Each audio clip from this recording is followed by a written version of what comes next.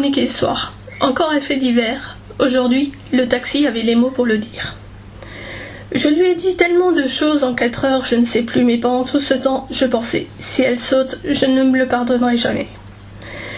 Un jour, Philippe, chauffeur de taxi de la Ciotat, attend patiemment à la station du port quand une femme monte dans son taxi pour aller à la barrière des Crêtes.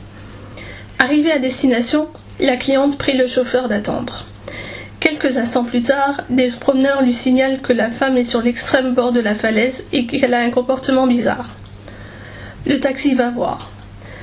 En un éclair, il comprend, court donner l'alerte par sa radio de bord et retourne sur la plateforme qui surplombe la mer de plusieurs centaines de mètres.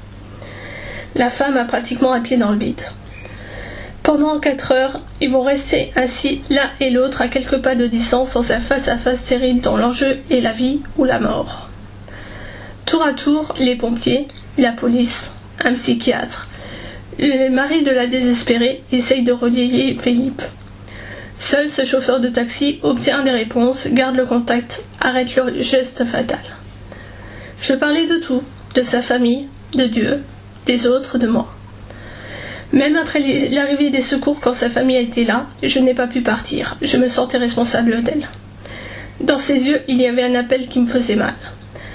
À un moment, j'ai trouvé l'argument qui l'a fait fléchir. « Si vous sautez, lui ai-je dit, vous n'arriverez qu'à vous estropier. » C'était faux, bien sûr, mais j'ai senti, après ça, qu'elle n'aurait plus le courage de se tuer.